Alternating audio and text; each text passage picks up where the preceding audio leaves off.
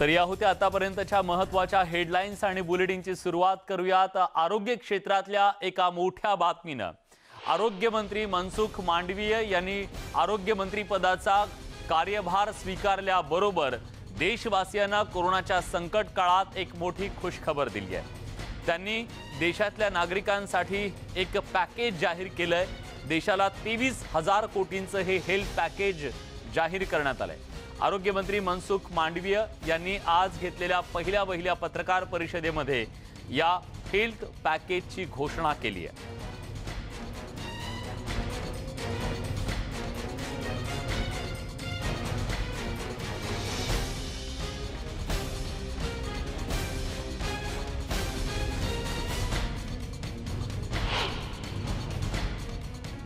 आज 10,011 हमारे पास बन चुके हैं।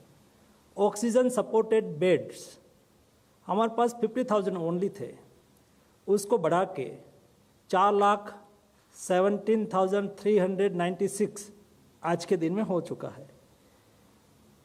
इस तरह से ये 15,000 करोड़ रुपीस का उपयोग हुआ और उसका फ़ायदा भी हमें हुआ। सेकंड वेव्स में हमें जो दिक्कतें हमारे सामने आई, जो समस्याएं हमारे सामने आई, वो भविष्य में हमारे सामने इस स्थिति को हम भविष्य में कैसे निपटे, उसके लिए ये पैकेज 2 लाया गया है। पैकेज 2 में कुल मिला के 23,123 करोड़ रुपीस 23,000 करोड़ रुपीस का एक पैकेज है। ये पैकेज में कुल मिला के केंद्र सरकार और राज्य सरकार दोनों साथ में मिलके उसका इम्प्लीमेंटेशन करेंगे और ये पैसा स्टेट को दिया जाएगा।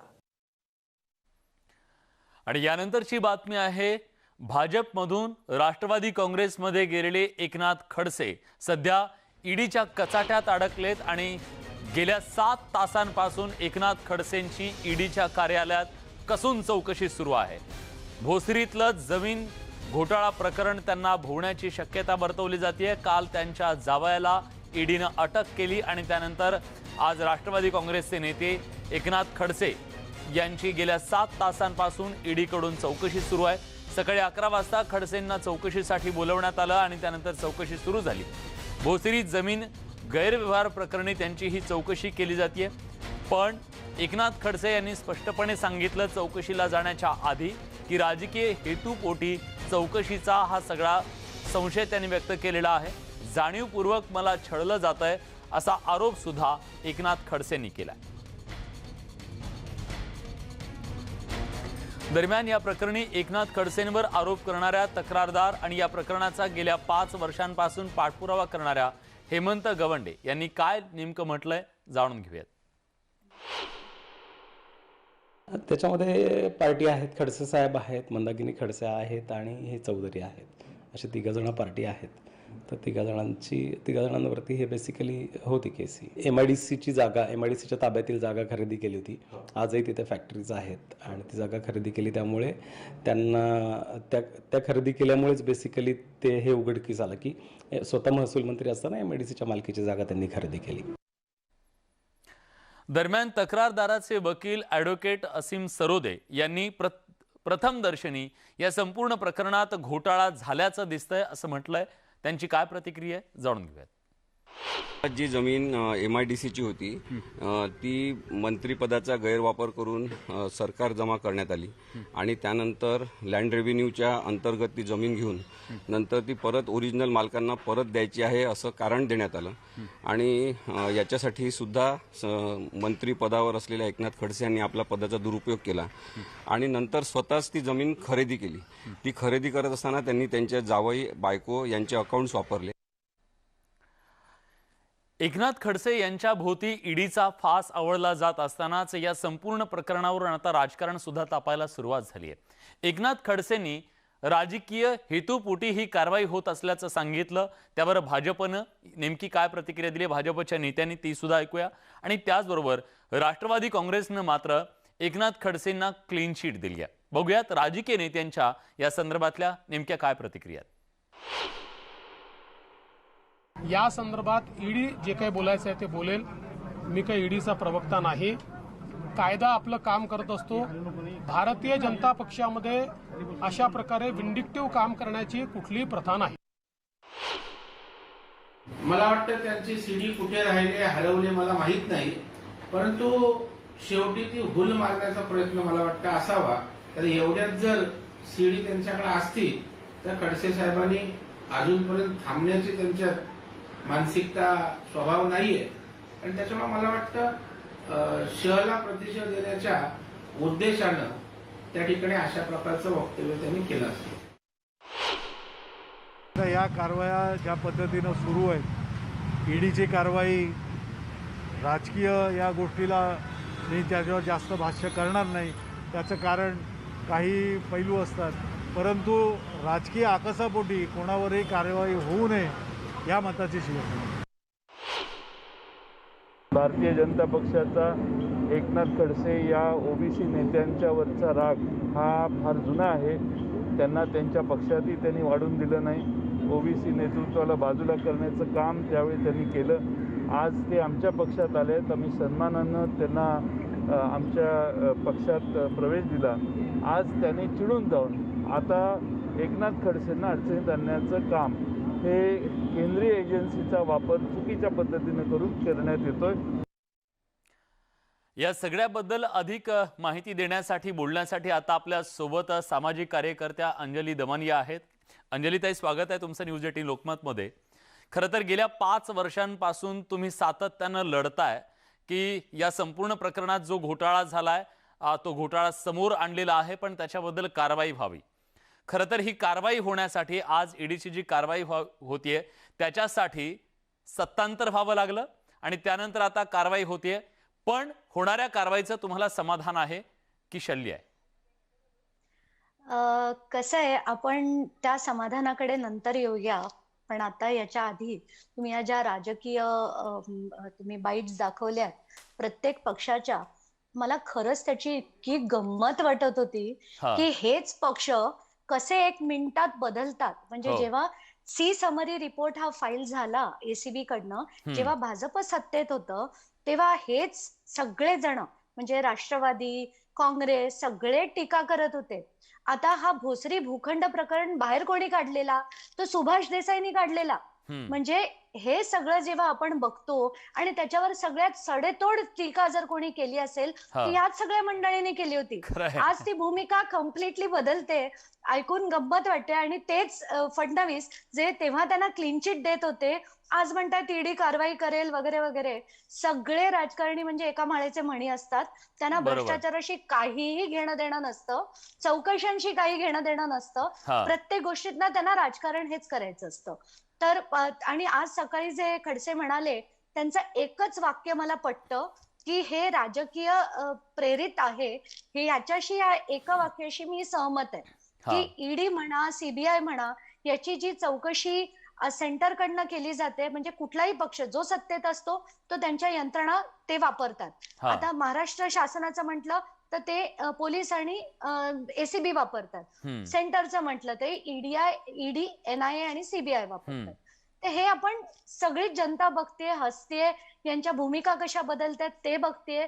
तर आपण आता ह्या खरंच मूळ विषयाकडे येऊया. कारण आज सकाळी जे खडसे म्हणाले की एक तर ते म्हणाले ही खाजगी जमीन आहे, दुसरं त्यांचं असं म्हणणं होतं की ही माझ्या पत्नीने आणि माझ्या जावयाने घेतली, माझा त्याच्याशी काही संबंध नाही. आणि तिसरं ते असं म्हणाले की याच्या अनेक वेळा चौकशा झाल्या, अनेक वेळा चौकशा झाल्यात, दॅट आय अग्री. पण जोटिंग समितीचा अहवाल कधीच बाहेर आला नाहीये. तो आजपर्यंत म्हणजे आम्ही अनेक RTI टाकून सुद्धा तो कोणालाही दिला गेला नाही. दुसरं म्हणजे अँटी करप्शन ब्युरोनी जी चौकशी केली होती किंवा चौकशीचं नाटक केलं होतं, त्याचा सी समरी रिपोर्ट त्यांनी तेव्हा फाईल केला होता सेशन्स कोर्ट पुण्यात. तो मी आणि हेमंत गवंडे दोघांनीही चॅलेंज केला होता. आता त्यात काय काय आहे ते आपण लोकांपर्यंत, हा पूर्ण विषय काय आहे हे जाऊ दे. तर विषय असा आहे की अब्बास उकानी नावाचा एक व्यक्ती आहे, त्याची जमीन होती ज्याच्यावर MIDCचं म्हणजे त्याला नोटिंग पडलं किंवा तुम्ही जे म्हणायचं ते म्हणा, पण ती MIDC टेक ओव्हर करणार होती. उकानी काय फाईट करत होते की बाबा ही जमीन माझी जी आहे, तुम्ही जे मला मोबदला देताय तो मला मान्य नाही. आताच्या घटकेला मी तुम्हाला मुद्दाम दाखवते. हे एक पत्र आहे. हे पत्र जे आहे ही लीगल नोटीस आहे, राजीव अळसे नावाच्या एका व्यक्तीने लिहिलेली. आणि त्यात ते असं म्हणतात, हे त्यांनी जून 2015 मध्ये लिहिलेली. आणि त्यात ते असं म्हणतात की ही जमीन तब्बल 241 कोटीची आहे. जे तुम्ही माध्यम दाखवताय की ते 40 कोटीची जमीन आहे, तर ती 40 कोटीची नाहीये. उकानींचं असं म्हणणं होतं की ती 241 कोटीची जमीन आहे. हे ते जून मध्ये म्हणतात. आणि जानेवारीत ते खडसेंना भेटतात. त्याच्याबरोबर त्यांचा व्यवहार जेव्हा सुरू होतो, मग असं काय होतं की महसूल मंत्र्यांच्या पत्नीला तीच 241 कोटीची जमीन हे 4.25 कोटी रुपयात विकतात. 6 महिन्यात. जो 30 वर्षाचा लढा आहे, तो असं काय घडलं की त्यांनी 6 महिन्याच्या आत हीच जमीन 4.25 कोटीला विकली. आता त्याच्यात आपण म्हणजे चौकशी ही जी ईडीला करायची आहे ती या सगळ्या व्यवहाराची करायची. त्यानंतर घेतली कोणी? मंदाकिनी खडसेंनी आणि गिरीश दयाराम चौधरी. गिरीश दयाराम चौधरी कोण आहेत? तर ते एक सॉफ्टवेअर इंजिनियर आहेत जे युके मध्ये काम करायचे. त्यांना या जमिनीशी काही घेणं देणं आहे का? प्रश्नच उठत नाही. मंदाकिनी खडसे, त्यांना काही घेणं देणं आहे का? प्रश्नच उठत नाही. मग याच्यातलं मास्टर माइंड कोण आहे? सगळ्यांनाच माहितीये खडसे. तर आता आपण ह्याच्यात व्यवहार कसा झालाय तो बघूया. तर मी माझ्या कंप्लेंटमध्ये मी जे ईडीला अँटी करप्शन ब्युरोला लिहिलं होतं, त्यात मी असं म्हटलं होतं की एक बेंचमार्क बिल्डकॉन नावाच्या कंपनीमधनं मंदाकिनी खडसेंच्या खात्यात आणि गिरीश दयाराम चौधरीच्या खात्यात जे पैसे आलेत ते बेंचमार्क बिल्डकॉन याचे 43 शेअर होल्डर आहेत. त्यापैकी 35 शेअर होल्डर हे कोलकाता कंपनीज आहेत. म्हणजे सगळ्या फ्रॉड शेल कंपनीज आहेत. एवढंच नाही, आणि ही बेंचमार्क बिल्डकॉन कंपनी आहे कुठे? तर काळबादेवीच्या एका छोट्याशा रूम मधनं, म्हणजे तो त्याचा रजिस्टर्ड ऍड्रेस आहे. अशी कंपनी 2 कोटी मंदाकिनी खडसेंना देते, 2 कोटी यांना देते, आणि ते पण एक रकमी नाही, पार्ट्स मध्ये. आज 25 लाख दिले, उद्या 50 लाख दिले, पुन्हा 10 लाख दिले, पुन्हा 25 लाख दिले. असं कधी कोणी लोन देतं का? असे पैसे हे फिरवले गेले. मग जेव्हा अँटी करप्शनचा मी रिपोर्ट वाचला, त्याचा अभ्यास केला, तर त्या रिपोर्टमध्ये त्यांनी स्टेटमेंट लावली होती, बँक स्टेटमेंट. त्या बँक स्टेटमेंट मध्ये बेंचमार्कच्या सरळ सरळ दिसतंय की प्रोफिशियंट मर्केंडाईज, अडामिना ट्रेडर्स, केमिक्स गुड्स आणि अब्जयोनी अशा अनेक कंपन्यांमधनं पैसे बेंचमार्क मध्ये आले. त्या मिनिटाला, त्या सेकंदाला ते गिरीश दयाराम चौधरींच्या आणि मंदाकिनी खडसेंच्या खात्यात गेले.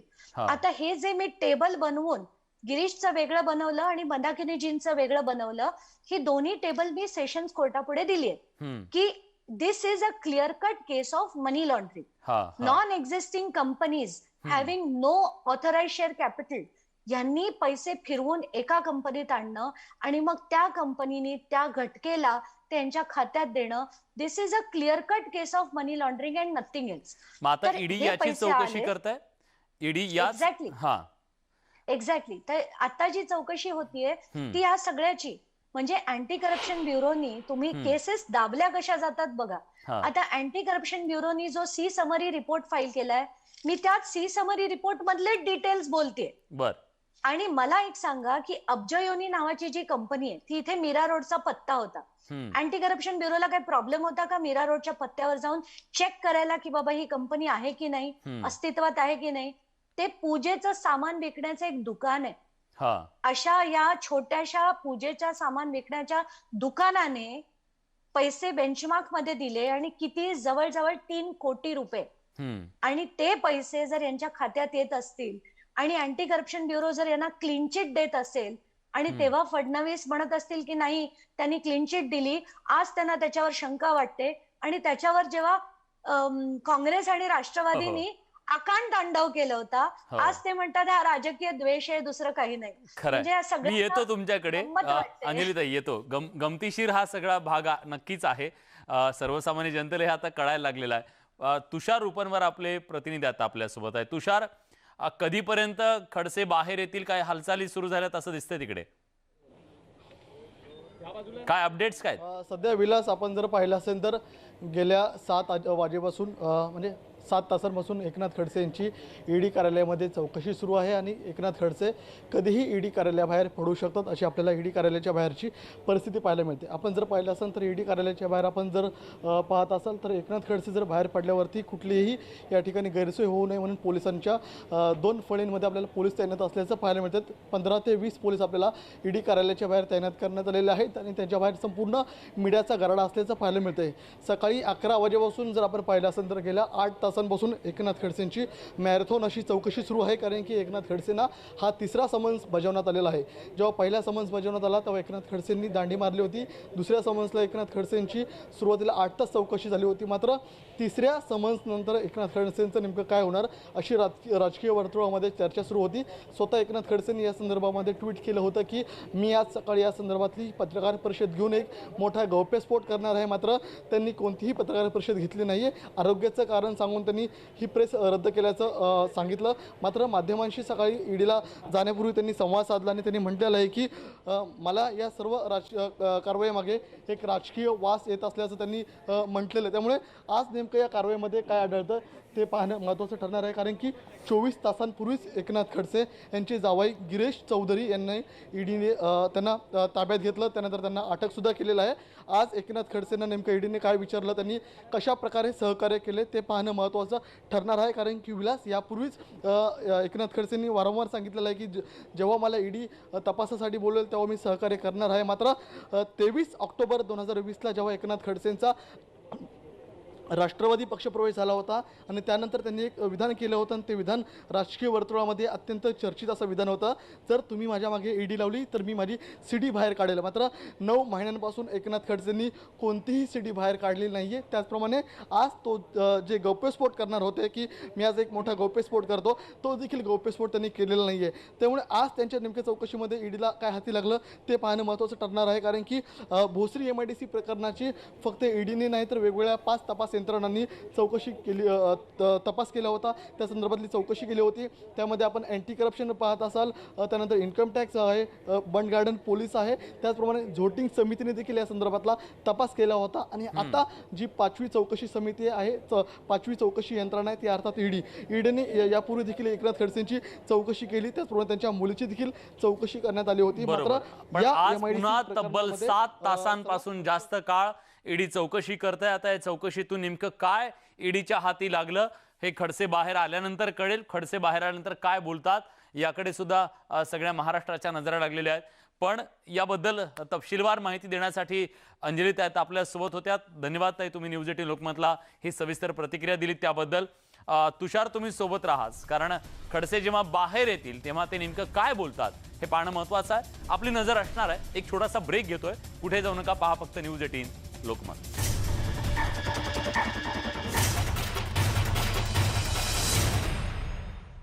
ब्रेक नंतर तुमचं पुन्हा एकदा स्वागत. तुम्ही पाहताय न्यूज 18 लोकमतवर मुलुख महाराष्ट्र.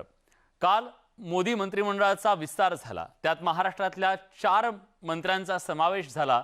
पण यात प्रीतम मुंडे यांचं नाव सुरुवातीला चर्चेत होतं, पण त्यांना ती संधी मिळाली नाही. त्यामुळे मुंडे भगिनी या नाराज असल्याची चर्चा सोशल मीडियावरती प्रचंड रंगतीये आणि त्यांच्या समर्थकांमधून तीव्र नाराजी व्यक्त होत असताना देवेंद्र फडणवीस यांनी मात्र ही चर्चा फेटाळली आहे आणि त्या नाराज नसल्याचं वक्तव्य विरोधी पक्षनेते देवेंद्र फडणवीसांनी केलंय. मुंडे भगिनींना उगाच बदनाम करू नका, त्या नाराज नाहीत असंही त्यांनी म्हटलंय.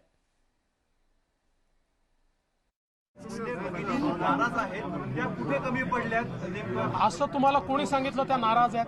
कृपा करून कारण नसताना त्यांना बदनाम करण्याचा प्रयत्न करू नका. भारतीय जनता पक्षामध्ये माननीय आमचे सर्वोच्च नेते निर्णय करत असतात. ते निर्णय करताना योग्य वेळी सगळे निर्णय होतात. त्यामुळे अकारण कुठली नाराजी नसताना त्यांना बदनाम करण्याचा प्रयत्न आपण करू नका. याच सगळ्या महत्त्वाच्या घडामोडींसोबत या बुलेटिनमध्ये आपण इथेच थांबतोय. ताज्या घडामोडींसाठी बघत रहा न्यूज 18 लोकमत.